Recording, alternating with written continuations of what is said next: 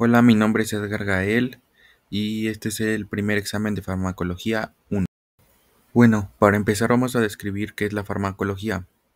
Bueno, la farmacología es la ciencia que estudia la historia, el origen, las propiedades físicas y químicas, la presentación, los efectos bioquímicos, la fisiología, los mecanismos de acción, la absorción, distribución, la biotransformación y excreción, así como el uso terapéutico basado en evidencias y análisis de los fármacos. En general, la farmacología es la ciencia que estudia los fármacos en todo su aspecto. Ahora, para entender mejor, vamos a explicar un poco la historia de la farmacología. Bueno, la teoría humoral, desarrollada por los griegos y romanos en el año 460 a.C. hasta el siglo XIX.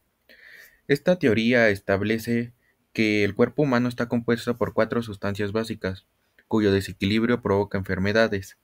Em, el flujo de estos humores puede ser modificado por dichos factores como actividad física y dietas y otros elementos. Bueno, los humores son la sangre, su personalidad es sociable, su elemento es el aire y su estación es la primavera. Eh, el humor de la flema, su personalidad es calmada, su elemento es el agua, la estación es el invierno. El humor de la bilis amarilla, su personalidad es colérica, su elemento es el fuego, su estación es verano. El humor de la bilis negra, su personalidad es melancólico, su elemento es la tierra y su estación es el otoño. En Mesopotamia, la idea de la enfermedad estaba asociada a castigo de los dioses. Entonces, aquí había un código de Hammurabi que este tenía reglas y remedios para enfermedades. Por ejemplo, la regla para los médicos es que si el paciente moría, al médico se le amputaba la mano. Y pues bueno, a la enfermedad, al ser considerada un castigo, la cura era una penitencia.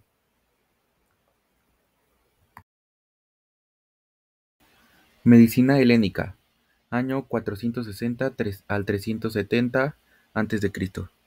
Bueno, se junta la medicina de Hipócrates, padre de la medicina y también creador del juramento hipocrático, rechaza todas las supersticiones, leyendas, enfermedades, o sea, todo el sistema médico que tenían en ese entonces, y tiene su propia naturaleza.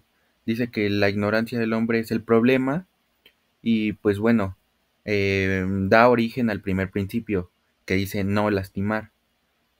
Deja en manos de la naturaleza la respuesta curativa. El médico no cura, la naturaleza sana.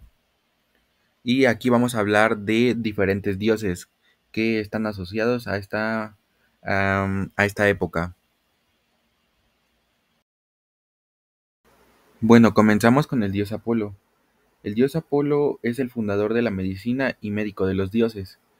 La diosa Artemis era la médica de las mujeres. eh, Centauro Quirón, que este dios se origina de la palabra cirugía, que significa quien trabaja con las manos del que es hábil.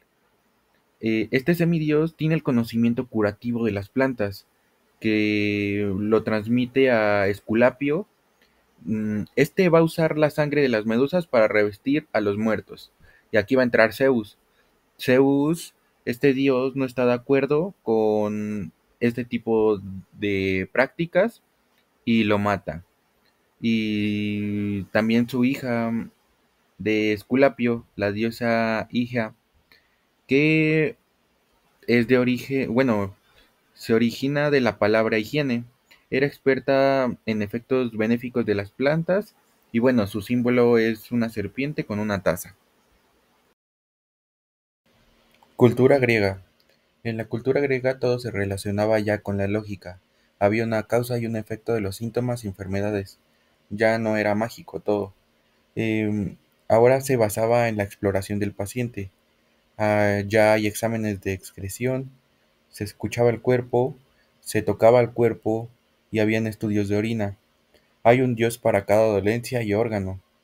Al médico se le llamaba Tórtor.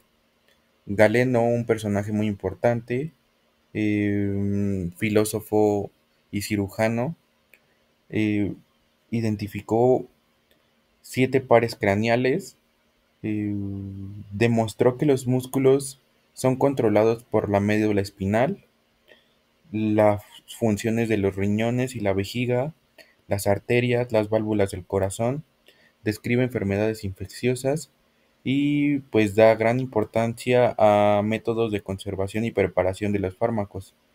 Base, base actual de la farmacia galénica. Y Esculapio, dios de la medicina y de la curación. Sus atributos se representan con la serpiente con un bastón. Su padre es Apolo y su madre es Coronis. Educado por Centaurus Quirón, resucita muertos con los que Hades pide su muerte a Zeus. La vara que tiene simboliza la profesión médica.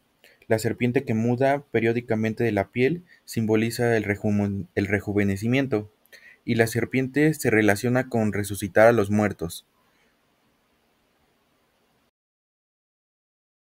En la cultura china se basaban del concepto del qi. El qi es el flujo de energía vital, que con una circulación continua mantiene la salud del cuerpo y la mente. Este flujo se mueve por canales, con puntos de conexión en el cuerpo.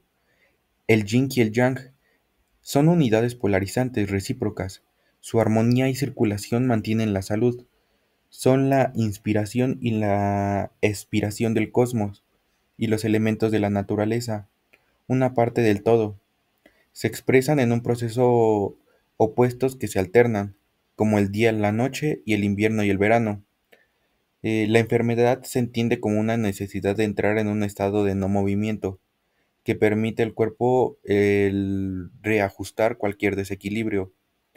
El flujo vital, Qi, se puede modificar a través de las prácticas como la acupuntura, el magnetismo, la digitopuntura y los ejercicios físicos y la fumigación, entre otros. Resumidamente, se entra en un estado de tranquilidad en donde el cuerpo reajusta cualquier desequilibrio. Cultura egipcia. Bueno, en la cultura egipcia era gratuita la medicina, vinculada a los templos, social, nacional y accesible. Bueno, todo esto se basaba en los papiros de Ebers, en donde se clasificaban enfermedades por las causas, el traumatismo o lo desconocido que eran. Em, en esta cultura había un dios de la medicina egipcia, llamada Imhotep, que fue un personaje divinizado en los años 3000 antes de Cristo. En esta, en estos tiempos ya se realizaban operaciones de cataratas, trepanaciones, extirpaciones de tumores. Muchas curaciones se basaban en contrarrestar la posesión o enojo de los dioses. Había un proceso de diagnóstico, muy similar a una historia clínica en la actualidad. Se preguntaba con orden y pacientemente al enfermo. Lo primero que se intentaba era impedir el sufrimiento, detener el avance y terminar con la enfermedad. Se utilizaban una gran variedad de minerales, vegetales y productos animales como medicamentos. Una- Diferentes ejemplos son la miel como antiséptica y la telaraña como desinfectante. Cultura árabe. El Canon de la Medicina. Es una enciclopedia médica de 14 volúmenes. Es uno de los libros de medicina más famosos en Europa, que introduce la experimentación y cuantificación sistemática. Se descubren enfermedades contagiosas, la expansión de la enfermedad por agua y tierra, explica las causas de la salud y enfermedad, señala la importancia de la dieta, el clima, el entorno, la anestesia oral y 760 medicamentos.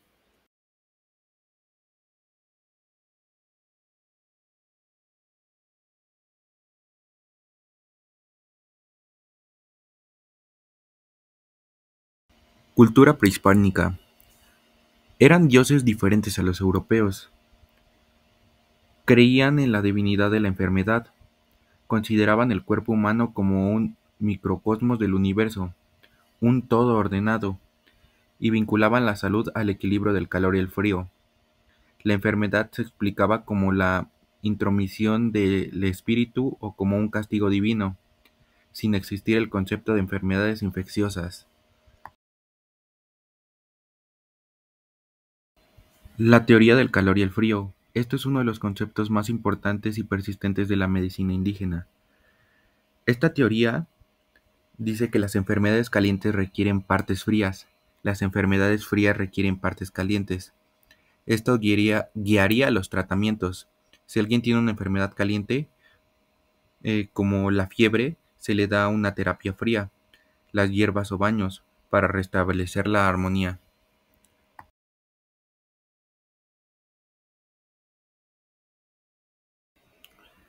En síntesis, la medicina prehispánica era un sistema basado en lo holístico y lo mágico, y lo religioso también. No eran solo herbolaria, sino también un sacerdote o chamán que diagnosticaba y curaba el cuerpo y el espíritu.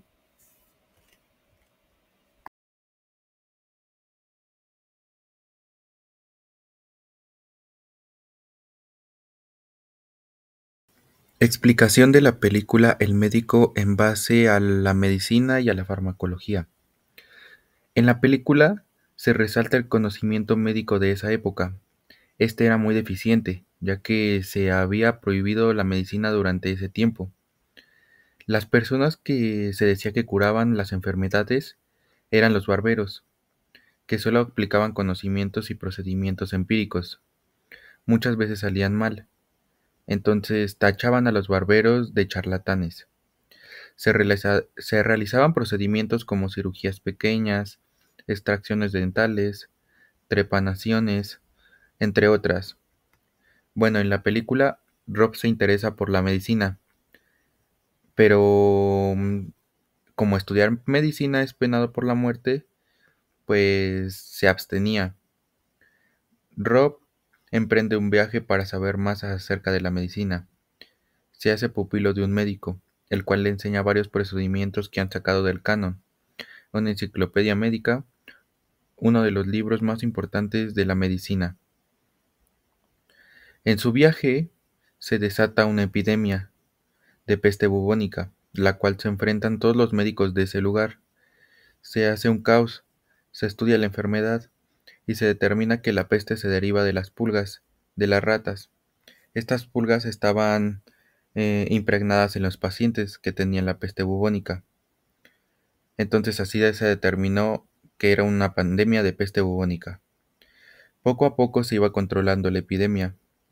Una vez terminada la epidemia, Rob atiende a un enfermo, el cual muere y Rob lo disecciona, así tomando notas sobre los estudios anatómicos y de anatopatología de la enfermedad del, del costado, que era una apendicitis aguda. Con estos nuevos conocimientos se da cuenta de la no exactitud que se tenían de los conocimientos anatómicos. Rob sigue con sus estudios, hasta que es descubierto y acusado por lo que cometió.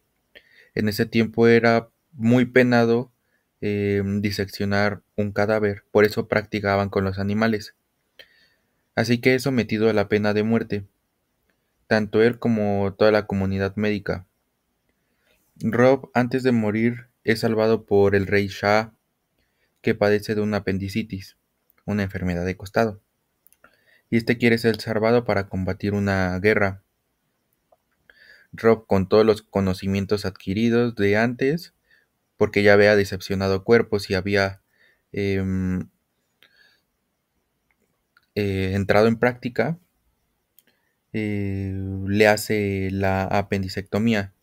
Todo sale bien y pues Rob es salvado y su maestro también. Por último, el maestro de Rob muere, pero deja en manos de la medicina a Rob, un buen médico y muy inteligente. Bueno, la salud se presenta como un bien preciado. Las enfermedades son interpretadas no solo como las condiciones físicas, sino también como las influencias por el contexto social y cultural.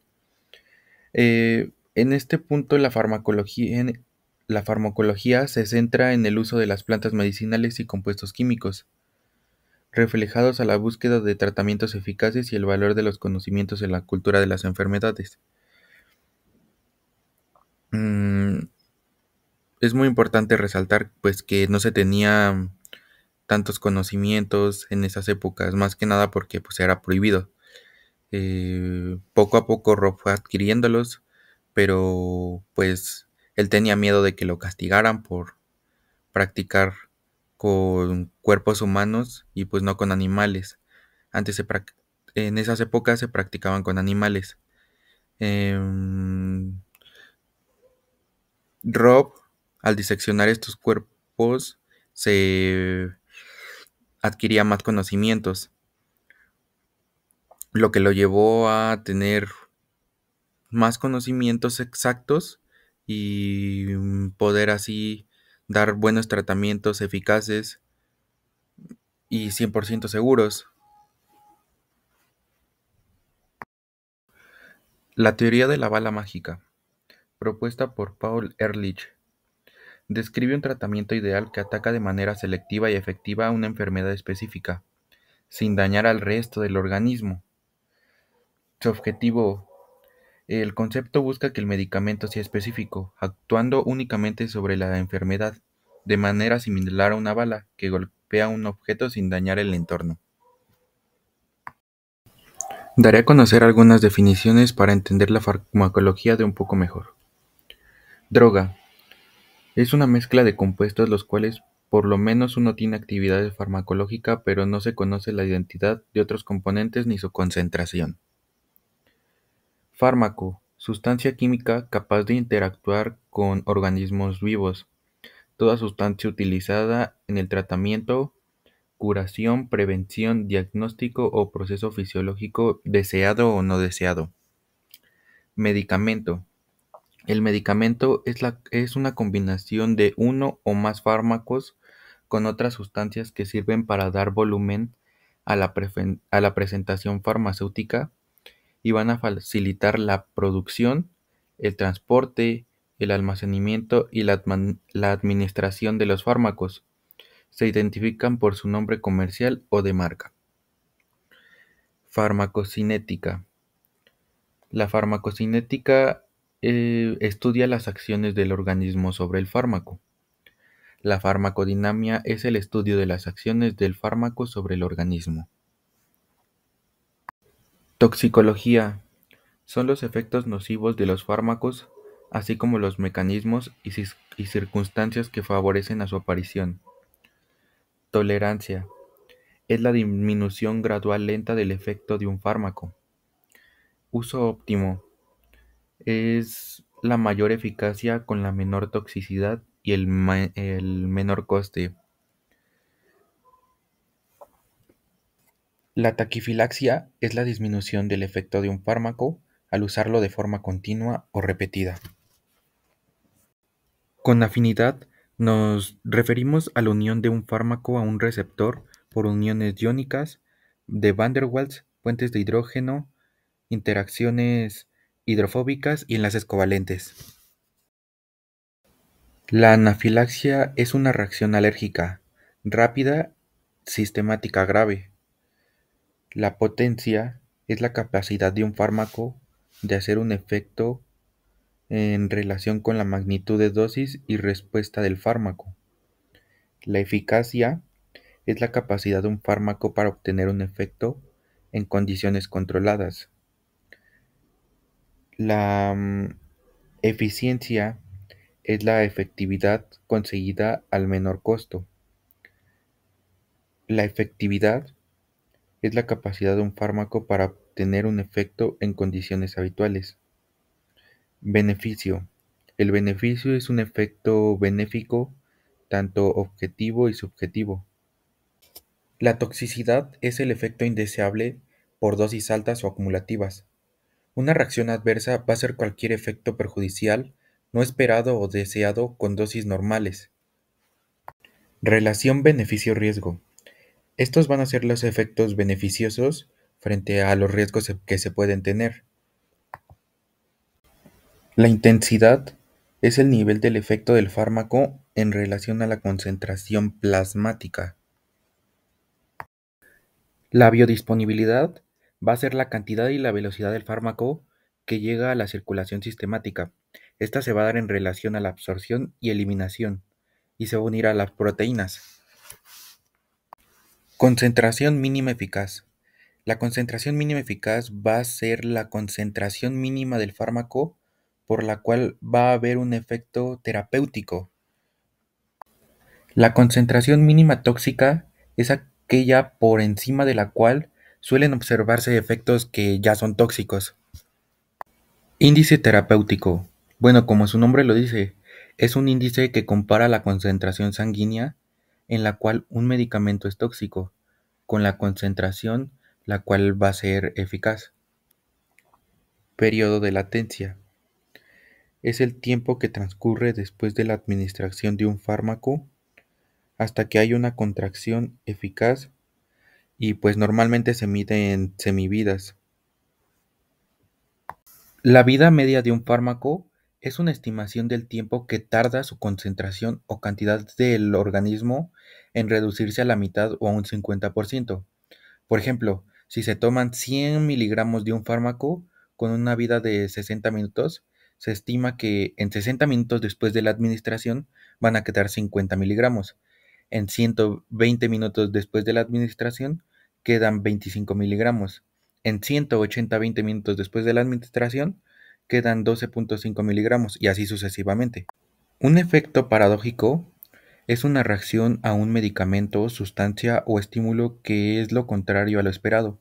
Por ejemplo, un analgésico podría causar un dolor, y esto es un efecto paradójico. Curva ABC o área bajo la curva.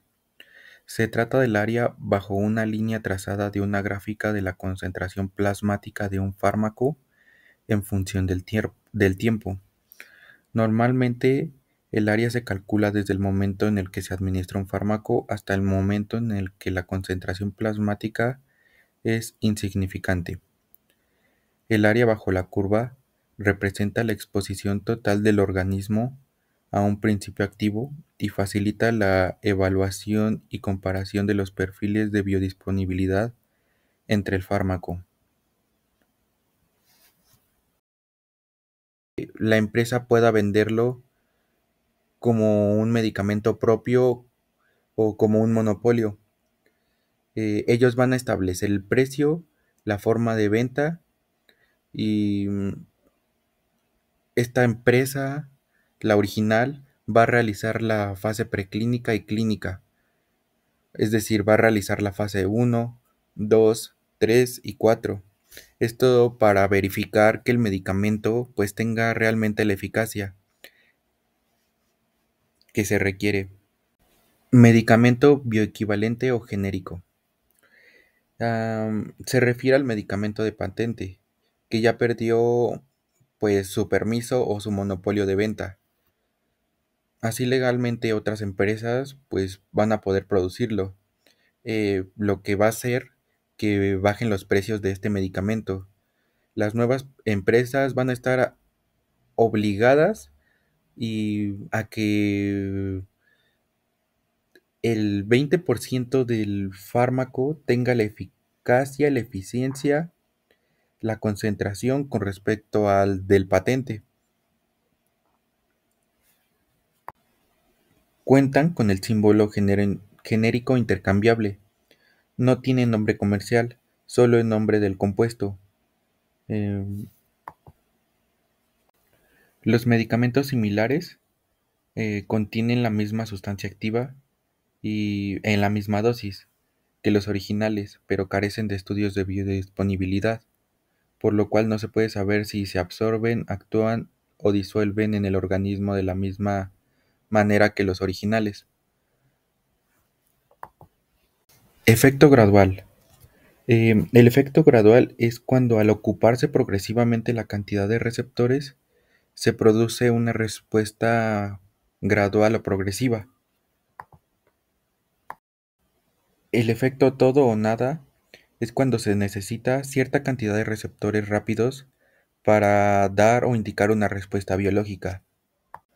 Un agonista parcial requiere ocupar una alta proporción de receptores para provocar pues dichos efectos y digamos que tiene una baja eficacia a comparación de un agonista puro que tiene una alta eficacia. Y un antagonista negativo será lo opuesto al generado por el agonista puro. Un antagonista irreversible es cuando la unión es muy fuerte y esta va a ser dependiente del tiempo. Ahora, con inhibición competitiva y no competitiva, nos referimos a que el inhibidor competitivo compite directamente con el sustrato por el sitio activo de la enzima, mientras que en el inhibidor no competitivo se une a un sitio diferente y puede acelerarlo tanto con la enzima libre como con el complejo de enzima sustrato.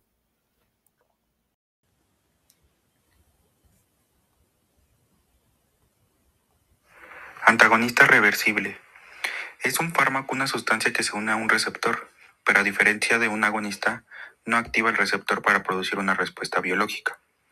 Su acción principal es bloquear la acción de otras sustancias, que normalmente se unirían a este mismo receptor. Inhibición competitiva y no competitiva. Un inhibidor competitivo compite con el sustrato por la unión al sitio activo, aumentando la Km, disminuyendo la afinidad y la velocidad máxima no se va a ver afectada. Mientras que un inhibidor no competitivo se une a un sitio diferente al activo en la enzima, disminuyendo o bloqueando la reacción. Este no va a afectar la Km, pero sí va a disminuir la velocidad máxima. Transducción de señales. ¿Qué es la transducción? La transducción es la transformación de un tipo de señal o de energía en otra de distinta naturaleza. En general, es el proceso por el cual una célula convierte una determinada señal o estímulo exterior en otra señal o respuesta específica. Hay diferentes tipos de señales: las endocrinas, paracrinas y autocrinas. Las endocrinas se dan a larga distancia por mensajeros que viajan a través del torrente sanguíneo, comunicando células de órganos y tejidos distantes, hasta encontrar a su célula diana. Por ejemplo, la apófisis libera hormonas que viajan por la sangre para regular otras glándulas. Los ovarios liberan estrógenos para el desarrollo femenino. Las señales paracrinas se dan entre células que se encuentran en cercana proximidad o células vecinas. Un ejemplo es la liberación de neurotransmisores en la sinapsis para estimular la neurona o el músculo siguiente. Y por último, los autocrinas, que son señales que se envían a sí mismo, es decir, se autoinducen una respuesta. Por ejemplo, durante el desarrollo, las células se autoestimulan para diferenciarse en tejidos específicos. Características de la acción hormonal. La redundancia. En esta, varias moléculas diferentes pueden realizar la misma función o activar la misma respuesta. ¿Esto de qué nos va a servir? Sirve como un mecanismo de seguridad. Es decir, si un sistema falla, el otro puede compensarlo. Amplificación. Una sola molécula de la hormona que se une a un receptor puede activar miles de moléculas secundarias dentro de la célula. Como se muestra en el dibujo de las flechas, es como un efecto cascada, donde unas pequeñas señales iniciales producen una respuesta masiva. La integración. En la integración, las células reciben múltiples señales al mismo tiempo, es decir, señal 1, señal 2, señal 3. El sistema de integración suma o procesa estas señales para dar una respuesta única y coordinada. Cooperatividad. El receptor y la señal van a trabajar en conjunto. A menudo la unión de una molécula facilita la unión de las siguientes, así optimizando la sensibilidad del sistema. Y la retracción negativa es el mecanismo de control principal, es decir, cuando se alcanza una cantidad suficiente de producción final, Este mismo producto inhibe las enzimas iniciales del proceso para detener la producción y mantener el equilibrio, es decir, va a haber una hemostasis.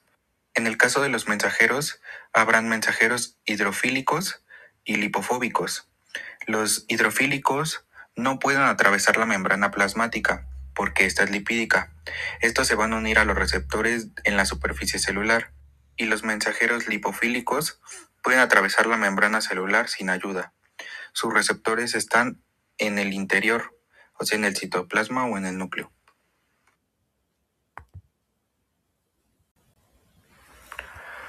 Receptores acoplados a proteínas G. ¿Qué son los receptores acoplados a proteínas G? Es el sistema más común de comunicaciones. El receptor va a atravesar la membrana 7 veces. Por ejemplo, una hormona llega al receptor. Esta activa una proteína G que tiene 3 partes, alfa, beta y gamma. La subunidad alfa se separa y activa una enzima llamada adelinato ciclasa. Esta enzima convierte el ATP en AMPC, que funciona como un mensajero interno que activa la proteína quinasa A para generar la respuesta final. Receptores tirosina quinasa. Estos funcionan de forma distinta, o sea, más directa. Cuando llega la señal, dos receptores individuales se unen y forman un dímero. Se activan a sí mismas poniéndose fosfato, es decir, se autofosforilizan, lo que va a crear un sitio de unión para otras proteínas internas, activándolas para cambiar el estado de la célula. Según célula. Segundos mensajeros. Estas son moléculas pequeñas que llevan el mensaje rápido por todo el citoplasma, después de que el receptor recibido le da señal original. El calcio es crucial para la contracción muscular y liberación de neurotransmisores. Este se guarda en el retículo sarcoplásmico. El óxido nítrico es un gas que ayuda a relajar los vasos sanguíneos, es decir, es un vasodilatador. AMPC, derivado del ATP, activa las quinasas. Los canales iónicos. Estos son puertas en las membranas. Se abren o se cierran en respuesta a una señal, permitiendo que los iones como calcio, sodio y potasio pasen a favor de su gradiente. El estado refractario es un periodo breve donde el canal no puede volver a abrirse, aunque reciba una señal, permitiendo que la célula se recupere. Receptores nucleares. A diferencia de los anteriores, estos no están en la superficie. Son para los mensajeros lipofílicos o grasas que pueden atravesar la membrana por sí solos. El mensaje llega hasta el núcleo, se unen al ADN y provoca la creación de nuevas proteínas, es decir, la transcripción de genes. Esta respuesta es más lenta, pero dura mucho más tiempo que las otras. Efecto placebo y nocebo. Bueno, un efecto placebo es cuando una persona siente una mejoría real en su salud tras recibir un tratamiento inherente, como por ejemplo darles una pastilla de azúcar o agua con sal, simplemente porque cree que eso le va a ayudar. Eh, por ejemplo, también si un paciente cree que la medicina es más cara o de marca, el efecto placebo suele ser más potente. O sea, se van con la idea de que es mucho mejor porque es más caro. Lo contrario, el efecto nocebo es pues lo contrario. Ocurre cuando un paciente experimenta efectos secundarios o empeora porque tiene expectativas negativas. Por ejemplo, si la persona lee los efectos secundarios de una pastilla eh, y empieza a sentir que la pastilla es solo azúcar, pues ya es como un pensamiento negativo. Mm,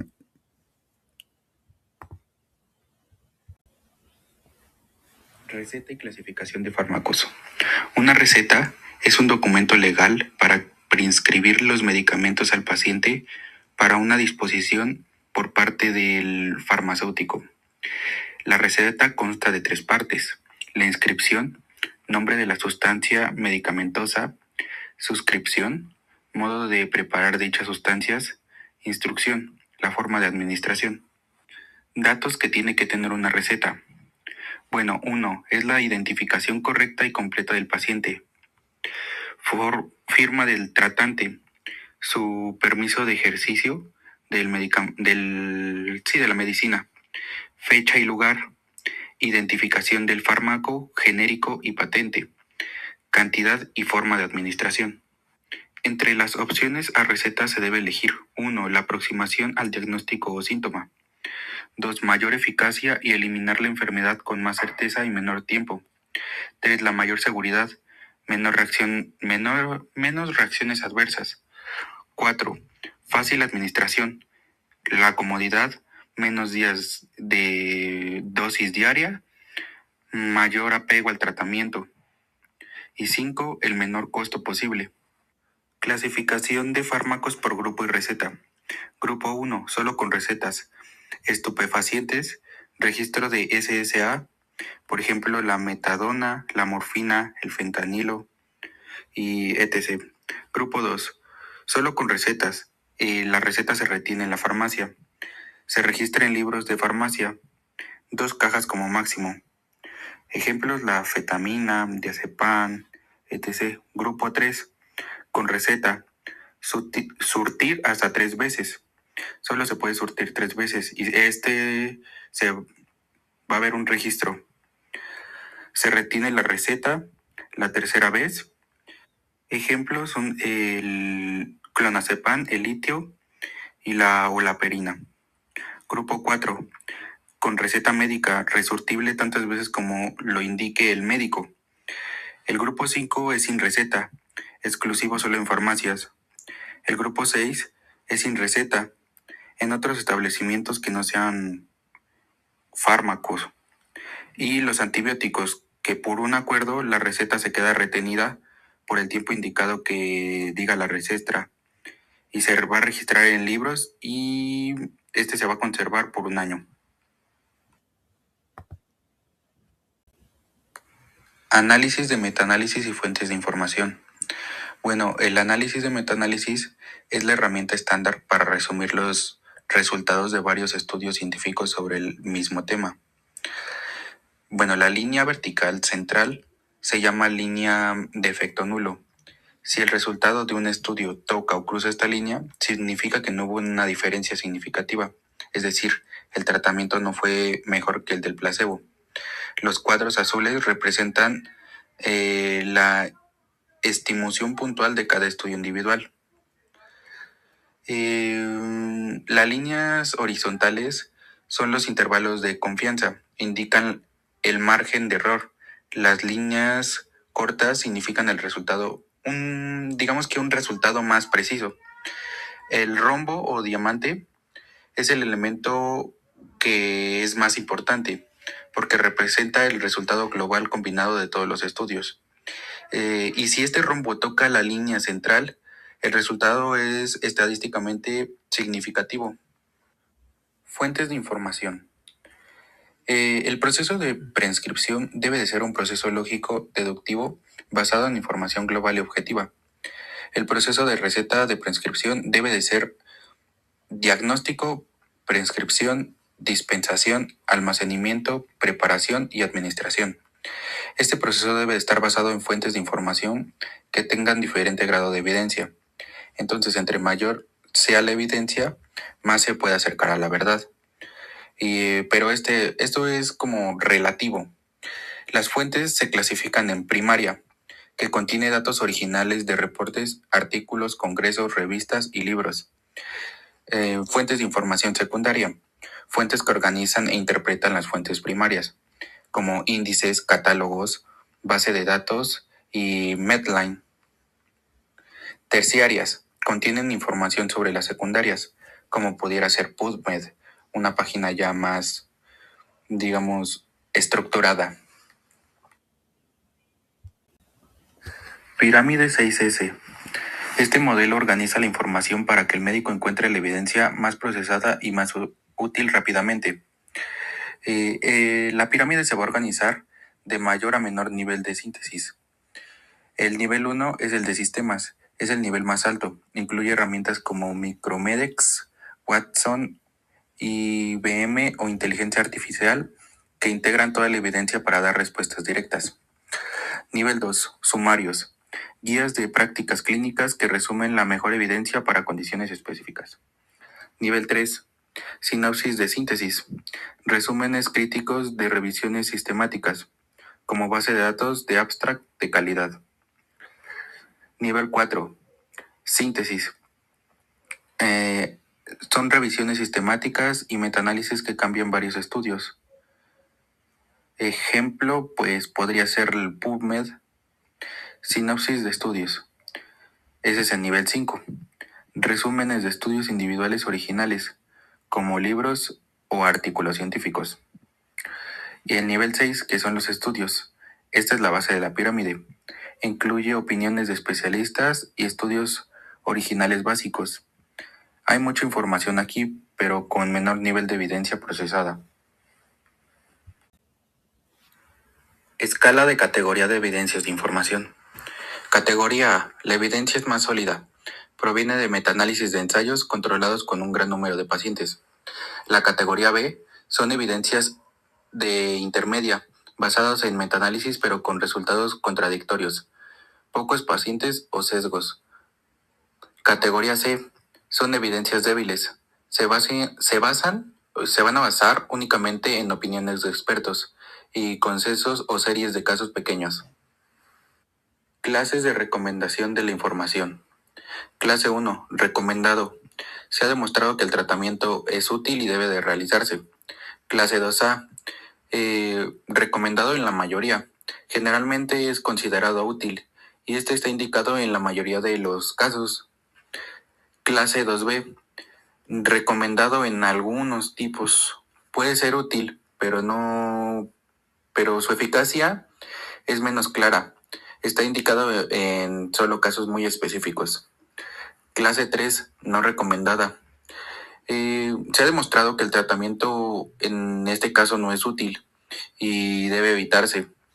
Indeterminado. Aquí la evidencia es insuficiente para dar una recomendación. Análisis de pico o método de pico. Es una metodología recomendada para formular preguntas clínicas y delimitar la búsqueda de información científica de manera eficiente. Sus siglas, que significan P de paciente, que define el problema del paciente o la población, la edad, el género, la ubicación, etc. Y de intervención, lo que pretende realizar diagnósticos, terapias y prevención. C de comparación, que es la contra que se evalúa la intervención. Ejemplo, un grupo de control o tratamiento estándar. O de outcome o resultado, el resultado esperado o la consecuencia de la intervención de la población. Metaanálisis y medición. El metaanálisis es el conjunto de herramientas y estadísticas para sintetizar todos los datos múltiples de los estudios para evaluar su calidad. Aquí encontramos varios diferentes puntos. La exactitud, que es la cercanía de una medición al valor verdadero. La precisión, que es la cercanía de la agrupación entre el grupo de resultados, aunque este no esté tan cerca del centro. La veracidad es la cercanía de la medida de un grupo de mediciones al valor verdadero. El sesgo, que es la diferencia entre la medición y el valor de la referencia. El sistema ATC es el sistema de clasificación anatómica, terapéutica y química para los fármacos. Se estructura en 5 niveles. Por ejemplo, el diazepam tiene el código N de sistema nervioso, 0,5 de psicoléptico, B de ansiolítico, A de benzodiazepinas y 0,1 de diazepam, principio activo. Medicamentos LASA e interacciones farmacológicas.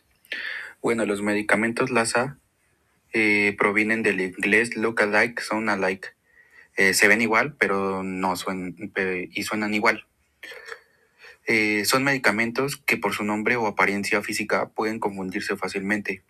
lo que representa un riesgo de altos errores médicos. Bueno, tienen envases o colores o formas o logotipos muy parecidos.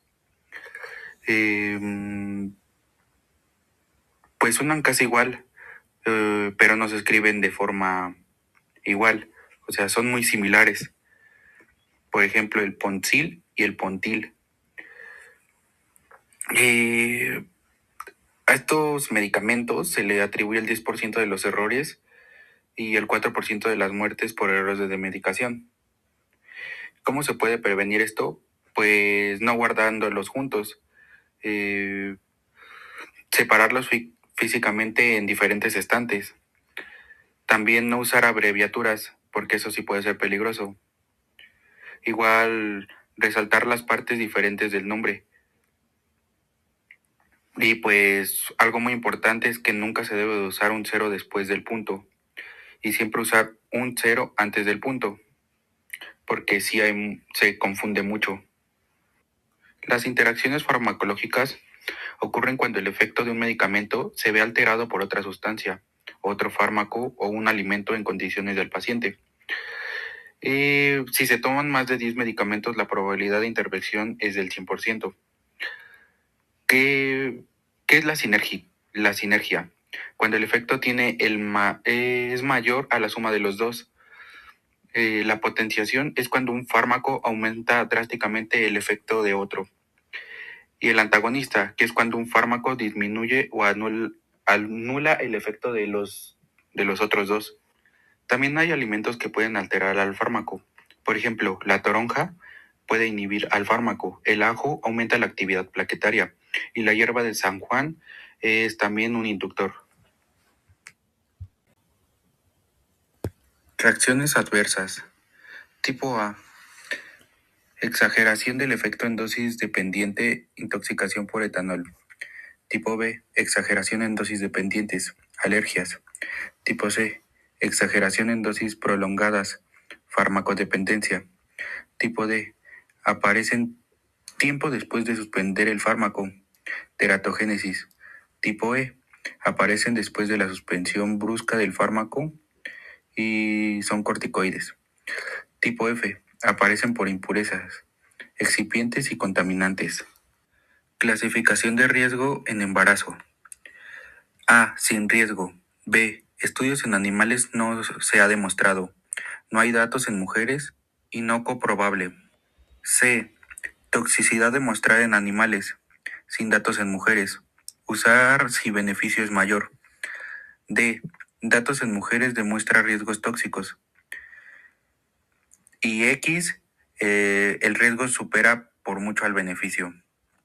Y la clasificación en fármacos.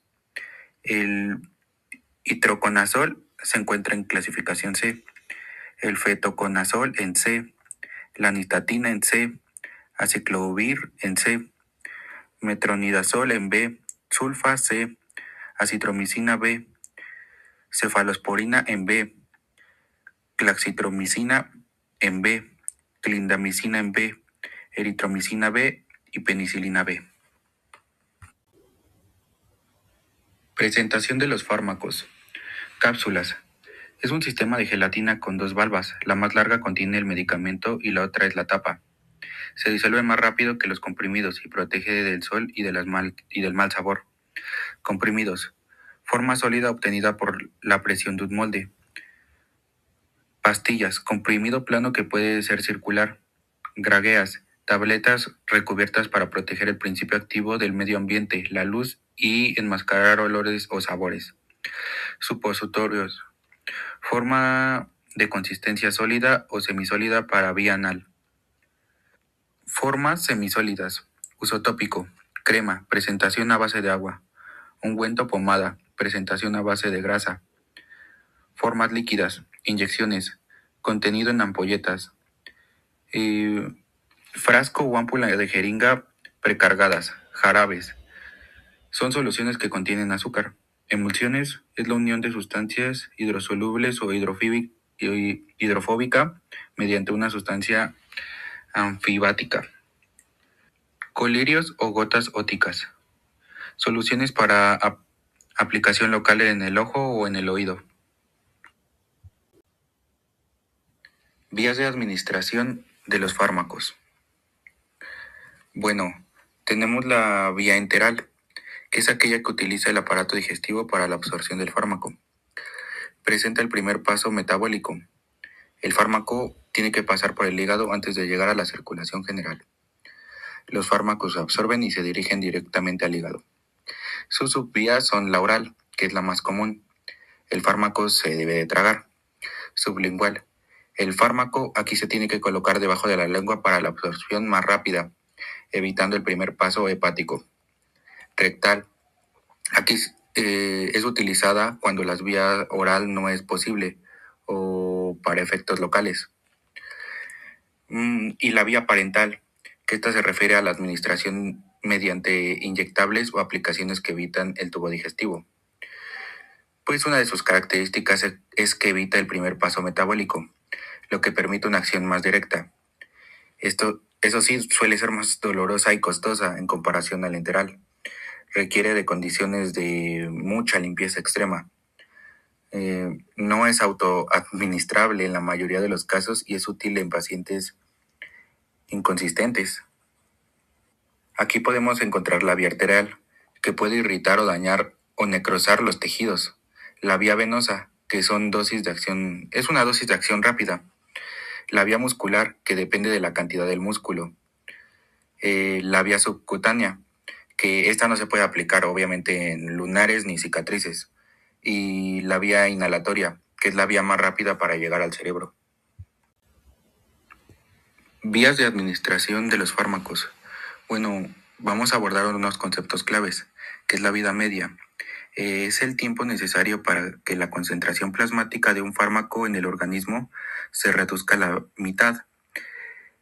Este va a ser el valor constante para la mayoría de los fármacos, independientemente de la vía, pero la forma en la que se administra puede influir en cuánto tiempo y de los niveles terapéuticos estables.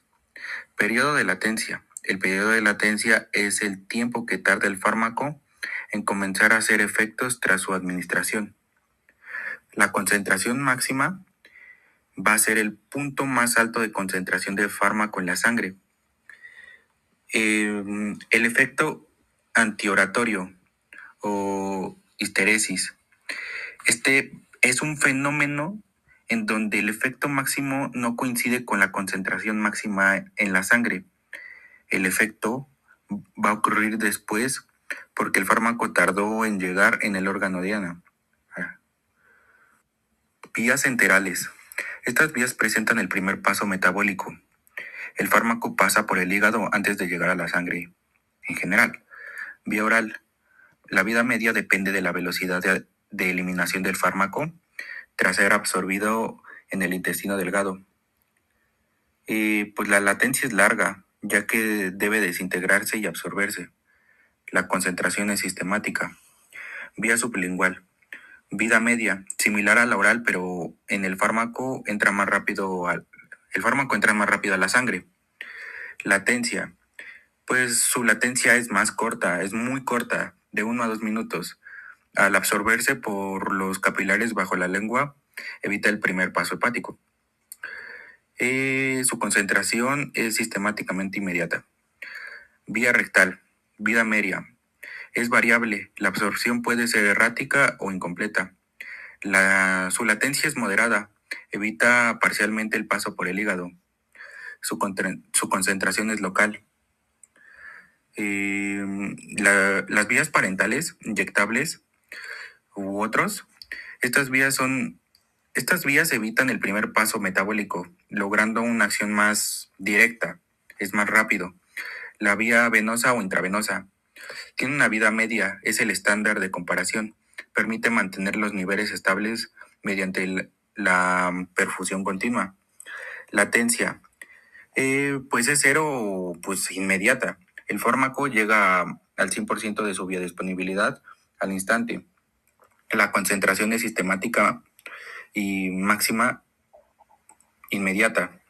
Vía muscular, intramuscular o muscular. Su vida media puede ser prolongada Si se usan preparados de depósitos, su liberación es lenta. Su latencia es corta, de 10 a 20 minutos, dependiendo de la vascularización de los músculos. Su concentración es sistemática. Vía inhalatoria. Su vida media es generalmente corta por los gases o aerosoles. Su latencia es extremadamente rápida para llegar al cerebro o pulmones. Su concentración es local. Y en la vía subcutánea la absorción es constante, pero más lenta que la intramuscular. Eso sí, no debe de aplicarse en cicatrices porque altera la latencia. En la vía arterial se usa para las concentraciones locales máximas en un órgano en específico, como un ejemplo las quimioterapias. Efecto con retraso en relación a la concentración del fármaco.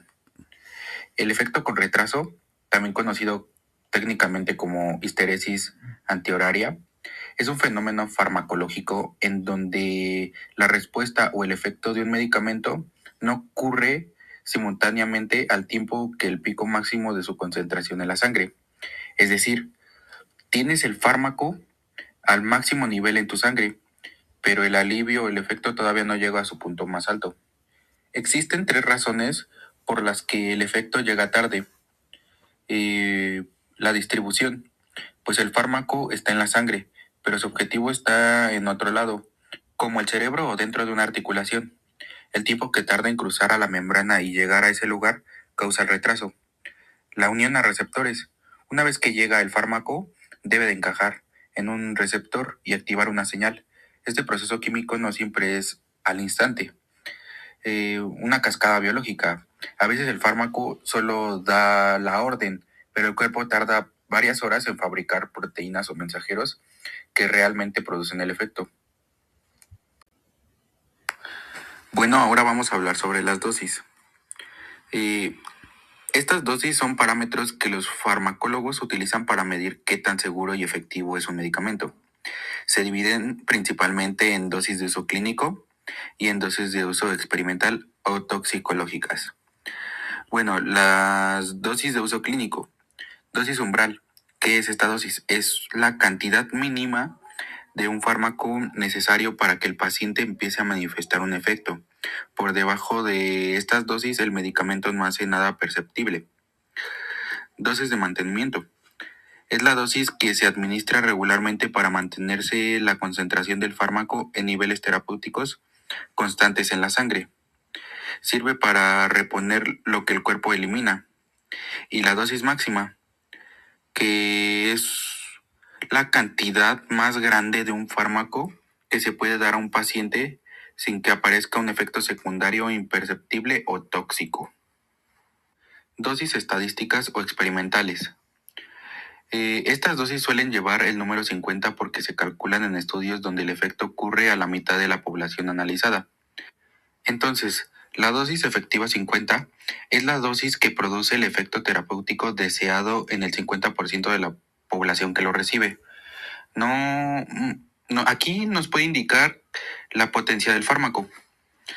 La dosis tóxica 50 es la dosis requerida para producir un efecto tóxico, ya sea un efecto secundario o dañino en el 50% de la población. La dosis letal 50 es la cantidad del fármaco que causa la muerte del 50% de los sujetos de prueba.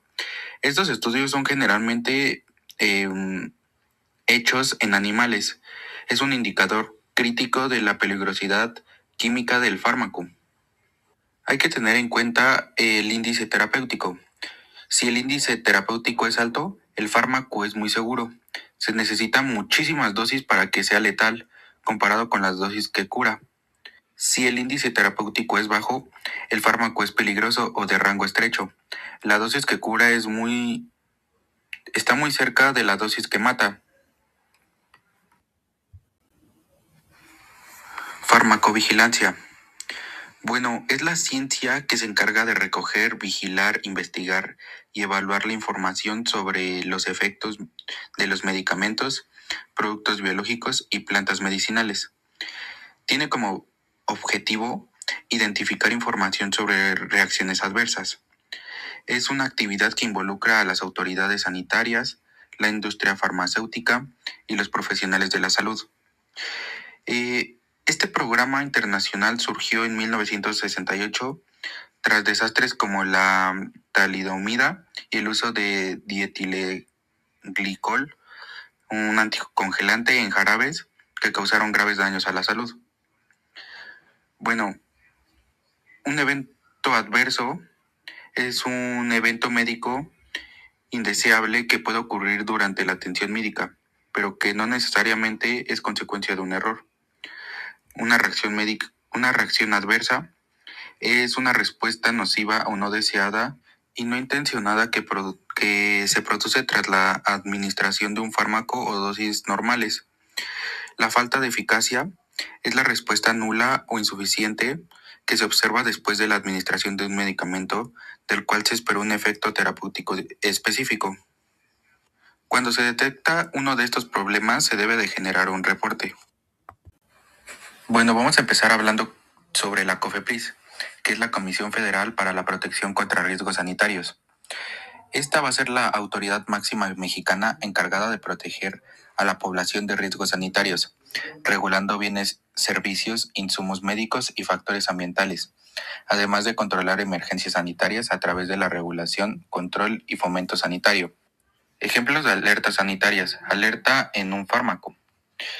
La COFEPRIS emitió una alerta este diciembre de 2025 por la falsificación de un producto de Hardins de 25 miligramos, un medicamento utilizado para el tratamiento de diabetes tipo 2.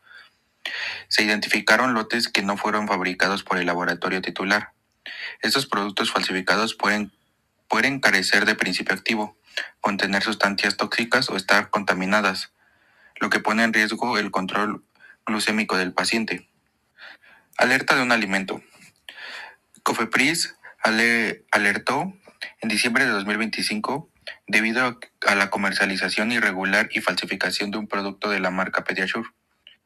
El titular del registro detectó que estaban vendiendo productos con fechas de caducidad alterada, originalmente vencidas en 2024, y estas eran reetiquetadas para 2026.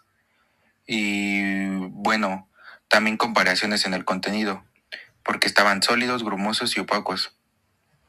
Al ser alimentos para población infantil o personas con necesidades nutricionales específicas, su consumo puede causar infecciones gastrointestinales graves o de desnutrición. Alerta de un servicio. COFEPRIS alertó en octubre de 2025. En sí no se refiere a un producto específico, sino a un servicio de venta de insumos para la salud a través de redes sociales, sitios web y aplicaciones móviles.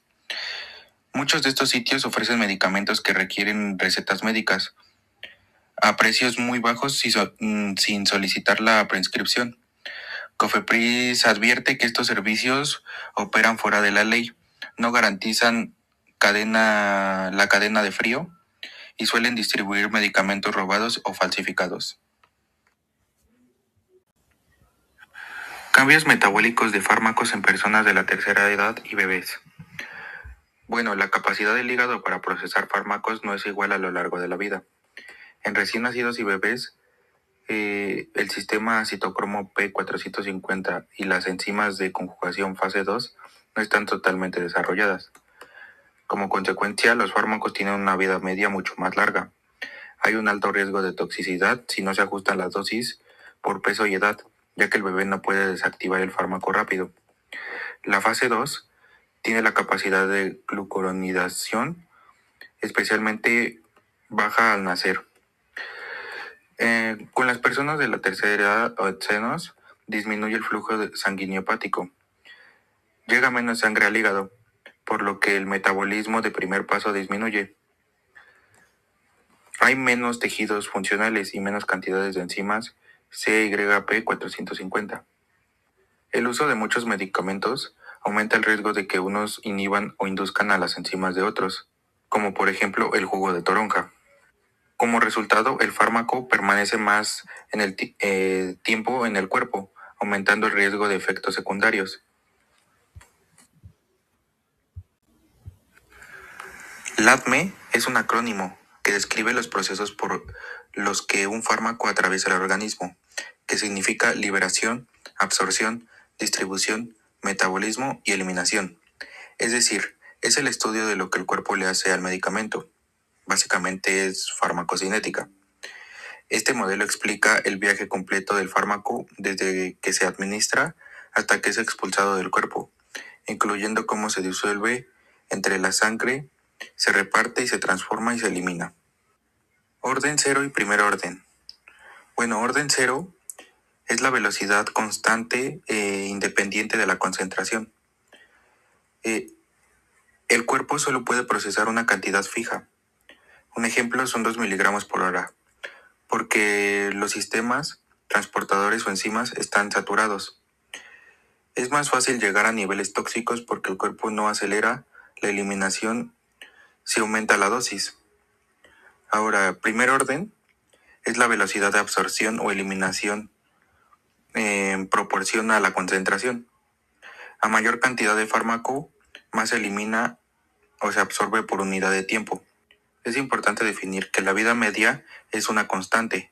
No importa cuánto fármaco haya, siempre tardará el mismo tiempo en eliminar el 50%. Fases del metabolismo. Fase 1, no sintética. Oxidación. Vía citocromo P450. Reducción e hidrólisis. Su objetivo es añadir o exponer un grupo de función polar. Fase 2, sintética o de conjugación. Se une un fármaco a una molécula grande para hacerlo totalmente inactivo y soluble. Sistema de citocromo P450. Fase 1. El CIP450 es una superfamilia de isoenzimas localizadas principalmente en el hígado. Su función principal es realizar reacciones de fase 1, oxidación, reducción e hidrólisis, para transformar fármacos en moléculas más polares. Es responsable de la mayoría de las interacciones entre los medicamentos. Algunos fármacos pueden acelerar o frenar estas enzimas, alterando efectos de otros medicamentos. La fase 2. La fase 2 consiste en unir el fármaco o el metabolito en la fase 1 a una molécula endógena para hacerlo muy hidrosoluble y facilitar su excreción por orina y por la bilis. La conjugación con glutatión es un mecanismo de defensa vital. El glutatión es un tripéptido que se une a los metabolitos reactivos y electrófilos para neutralizarlos. Toxicidad por paracetamol. El paracetamol es un ejemplo clásico de cómo el metabolismo puede generar toxicidad. La mayor parte se conjuga por fase 2, los glucurónidos y sulfatos, y se elimina sin problemas. Por vía tóxica, una pequeña parte es oxidada por el CIP450 en la fase 1, produciendo NAPQI, un metabolito altamente tóxico. En dosis normales, el glutatión neutraliza rápidamente el NAPQI. En sobredosis, los depósitos de glutatión se agotan y el NAPQI se acumula y causa necrosis hepática. Antídoto: se utiliza acetilcisteína para responder a los niveles de glutatión. El volumen de distribución es un volumen teórico aparente que relaciona la cantidad total del fármaco en el cuerpo con su concentración en el plasma. En el caso de la relación efecto-tiempo-dosis, dosis-efecto, a mayor dosis suele haber un mayor efecto, hasta alcanzar una meseta. Tiempo-efecto, determinado por la vida media, que es el tiempo necesario para que la contracción plasmática disminuya hasta el 50%. Un ejemplo de esto es el caso de la aspirina versus el paracetamol.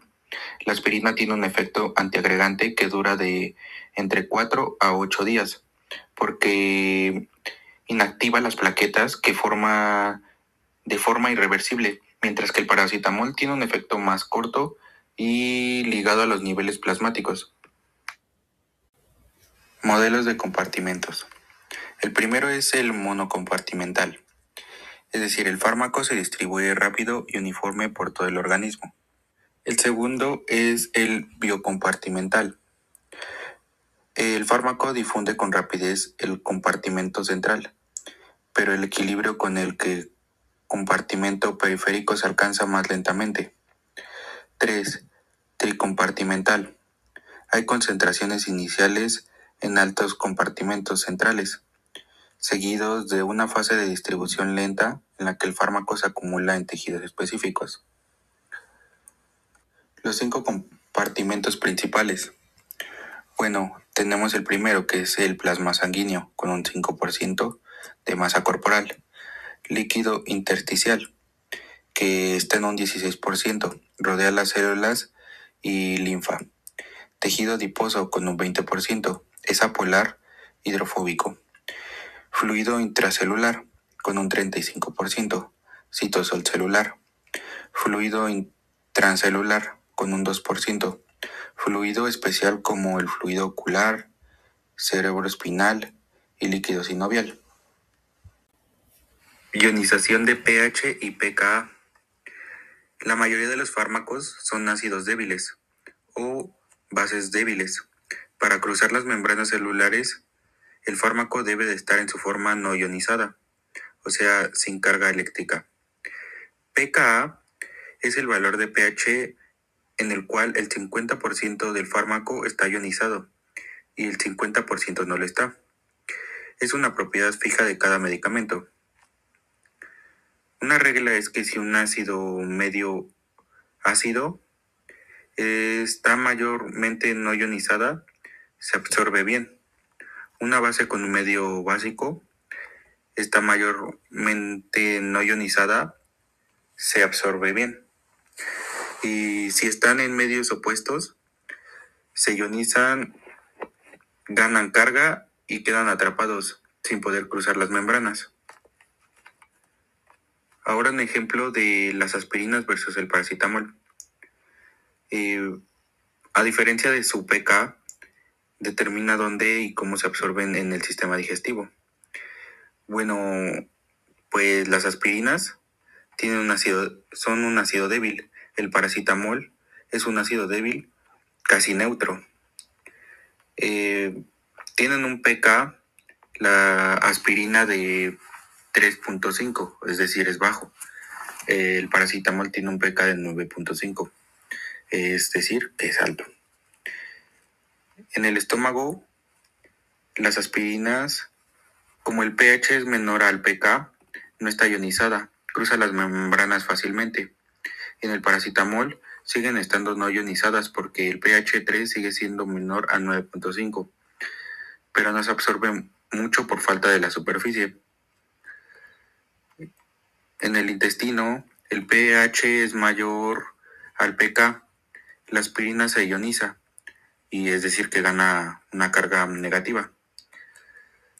El paracetamol sigue estando no ionizado porque el pH es igual de 7, sigue siendo menor a 9.5. Bueno, la aspirina comienza su absorción desde el estómago debido a su pK ácido, lo que puede causar irritación gástrica directa. El paracetamol, al tener un pK tan alto, se comporta como una molécula neutra. En casi todo el tracto, su absorción depende casi totalmente del vaciamiento gástrico hacia el intestino. Aclaramiento del fármaco. Es la eliminación del fármaco. El principal órgano es el riñón. Es la capacidad de un órgano para eliminar un fármaco. Varios órganos hacen la eliminación, por ejemplo, hepática, pulmonar o por la piel, etc. Se expresa en volumen por unidad de tiempo. Usualmente el aclaramiento de un fármaco es en 5 semividas. El filtrado se da por la fuerza hídrica de la tensión arterial. Es el 60% de la presión arterial. En 24 horas se filtran 180 litros que se producen 2 litros de orina. El glomérulo cruza las moléculas pequeñas con cargas positivas o apolares y el glomérulo tiene carga negativa. Los pasos de aclaramiento renal son: 1. La filtración. Por la presión sanguínea, las moléculas pequeñas con carga negativa cruzan el glomérulo, como la glucosa, la creatina, agua. Muchas de estas moléculas ya son desechos, pero algunos no, como la glucosa. La creatina ya es desecho, la albúmina no debería pasar por el glomérulo, ya que es útil. 2. La reabsorción. Muchas moléculas están en el túbulo proximal contorneado. Algunas moléculas útiles se reabsorben al sistema sanguíneo, como la glucosa, agua y otras moléculas. 3. La secreción. Algunas moléculas tóxicas o no útiles que no pasan por el glomérulo, como la urea, se pasa por el torrente sanguíneo al túbulo. 4. La excreción. Es el producto de los pasos anteriores. Es un concentrado de desechos. No debería haber azúcar, glucosa o albúmina. Debe de haber creatina. Creatina. La creatina es un producto de desecho generado por los músculos, como parte de la actividad diaria. Normalmente los riñones filtran la creatina de la sangre, y lo que hace es que la expulsan por la orina. Cuando hay alteraciones en el riñón, la creatina se acumula en la sangre y hay menos en la orina. La producción de creatina va a variar según la edad, el género, el peso y el ejercicio que haga la persona. Enfermedad renal crónica. ¿En qué consiste? Pues consiste en que los riñones ya no funcionan bien. Usualmente es un proceso de años, por eso es crónico. Se da más en diabéticos y en hipertensos. Es irreversible, pero se puede ralentizar. Hay 5 estados o fases. Del 1 al 5 no se considera tan avanzado. Del 3 al 5 ya se considera un estado avanzado. Cada estado se determina por la filtración glomerular, que se determina por los niveles de creatina en sangre y orina. También se mide la albúmina, que no debería de haber grandes cantidades en orina. Cada medicamento puede o no modificar su cantidad o intervalo según sus características y ficha. Usualmente para AINES y antibióticos la modificamos en un estadio 3. Código de Nuremberg, 1947. Bueno, nace tras los juicios por los experimentos atroces realizados durante la Segunda Guerra Mundial. El primer documento internacional que regula los experimentos con seres humanos. En un enfoque farmacológico establece que antes de probar un fármaco en humanos debe de haber experimentación previa en animales y un conocimiento profundo de la enfermedad. El consentimiento informado. Nadie puede ser obligado a tomar un fármaco experimental. El sujeto debe de conocer los riesgos y beneficios y tener la libertad de retirarse del estudio en cualquier momento. El experimento debe de evitar todo sufrimiento físico o mental innecesario. Declaración de Helsinki, 1964. Es la Biblia de la investigación médica moderna, creada por la Asociación Médica Mundial. Se ha actualizado varias veces últimamente. La última actualización fue en 2024 para adaptarse a la tecnología actual. Regula los ensayos clínicos fase 1, fase 2, fase 3 y fase 4. El interés del paciente siempre debe de estar por encima de los intereses de la ciencia o de la sociedad. Uso de placebos. Establece que reglas estrictas. Solo se puede usar un placebo si no existe un tratamiento probado o efectivo, por razones metodológicas muy justificadas para no dejar al paciente desprotegido. Todo estudio de un nuevo fármaco debe de ser aprobado por un comité ético independiente antes de iniciar toda la investigación. Declaración de Ginebra de 1948. Es una actualización, por así decirlo, del juramento hipocrático. Más que centrarse en la investigación, se enfoca en la relación médico-paciente y la práctica clínica diaria. Impacta directamente la prescripción. El médico promete velar ante todo por la salud y el bienestar del paciente al recetar. Protege la privacidad de los datos de salud del paciente. El médico debe de respetar la decisión del paciente sobre si desea o no seguir el tratamiento farmacológico específico. Estudios farmacológicos. Para introducir una sustancia de origen natural o sintético en la práctica habitual con fines terapéuticos, se debe demostrar actividades moleculares, metabólicas, riesgos y beneficios. Esta demostración dura de entre 10 a 15 años, con costos elevados de hasta 300 millones por fármaco. Aunque estos costos la mayoría son publicidad y mercados, la investigación tiene una fase preclínica y otra clínica. En la fase preclínica o básica se va a descubrir el químico, se identifica el receptor, hay un estudio del receptor y del fármaco, hay ensayos en organismos vivos y tejidos y hasta células, hay formaciones para pruebas clínicas y hay estudios de toxicología. En la fase clínica se necesitan autorización legal y ética. Aquí se van a dividir por 4 fases. Fase 1, 6 meses a 1 año. Objetivo, seguridad del compuesto. Guías para la administración óptima de 20 a 100 sujetos sanos con control de dosis y metabolismo. Fase 2, objetivos. Se busca la dosis adecuada para la eficacia del medicamento. Aquí van a ser de entre 100 a 300 pacientes con la enfermedad. Se mide y se controla la dosis metabólica en un periodo corto en pacientes homogéneos. Fase 3. Evaluación de eficacia y seguridad. En uso habitual y comparación con tratamientos ya disponibles.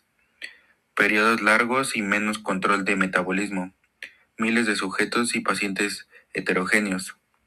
Y la fase 4, que básicamente es la fase donde se comercializa y se da seguimiento a todo. Caso Tuskegee. Este estudio se llevó a cabo entre 1932 y 1972. Involucró aproximadamente a 399 hombres afroamericanos con sífilis no tratada, a quienes se les prometía atención médica gratuita. Sin embargo, los investigadores, en vez de tratar sus enfermedades, lo que hicieron es observar su evolución sin informarles sobre su diagnóstico o las alternativas de tratamiento. Este caso es, pues, un ejemplo grave de violencia ética. Los participantes no dieron su consentimiento informado y fueron explotados.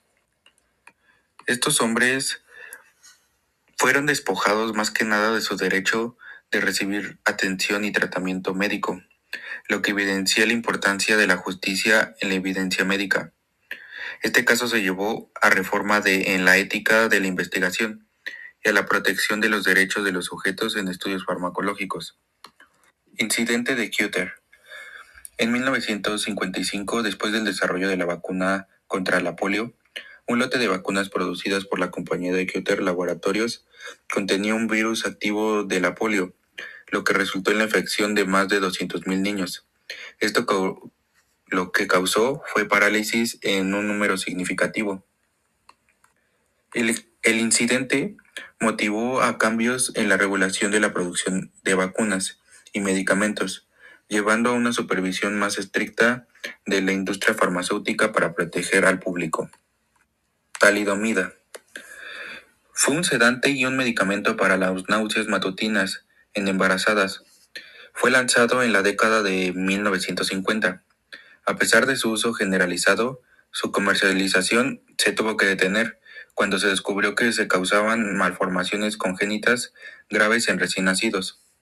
Este caso resaltó la importancia de estudiar los efectos secundarios y la seguridad de los fármacos, especialmente en poblaciones vulnerables, como mujeres embarazadas.